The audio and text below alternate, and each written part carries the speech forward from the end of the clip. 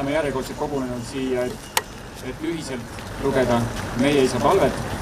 Võite rahulikult pöörata pilgud enda selja taha või paremale poole tahvile, et siis kindlalt ka erutatud olekus, nagu tavaliselt see olukord on, ei juhtus, et mõni lause või sõna vahele jääb. Aga kallis rahvarahvas, loeme siis koos, selleks me siia kokku oleme ka kogunenud, et meie isa, kes sa oled taevas, ühitsetud olgu sinu nimi, sinu riik tulgu, sinu tahtmine sündigu, nagu taevas, nõnda ka maa peal. Meie igapäevast leiba anna meile tänapäev ja anna meile andeks meie võlad, nagu meiegi andeks anname oma võlgastele.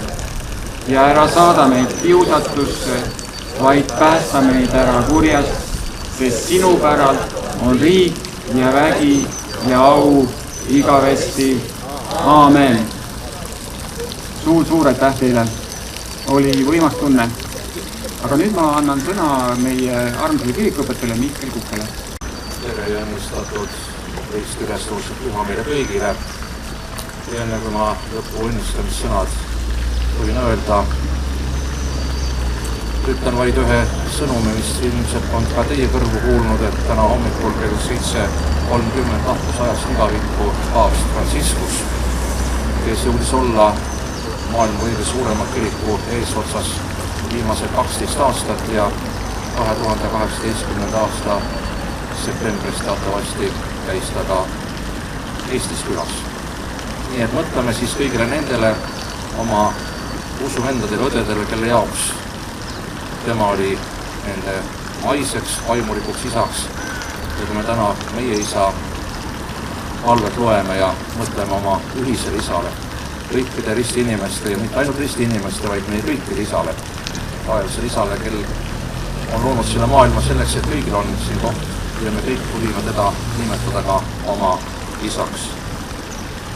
Ja palume, et see hetk, see päev oleks tõepoolest meie jaoks hele, valge, rõõmust, mis siis, et pilvad on täna taevas, aga see ongi sümboolne.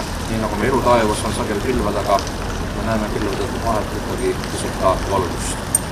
Ja võtame siis vastu meie issanda õnnistuse nende tuttavate sõnadega, mida igal jumala teenistuse lõpul tavaliselt ka kas loeme kaasa või mõtleme kaasa.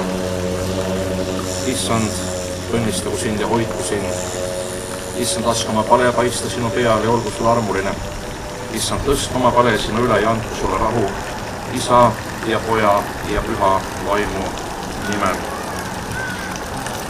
Issand Jeesus Kristus arm, Jumala isa armastus ja püha vaimu osadus olgu ja jäägu meiega nüüd ja kõikideks meie nähtava ja kaduvõru päevadeks, et me kord võiksime jõuda sinna, kus meil on igavene päev hoidmas.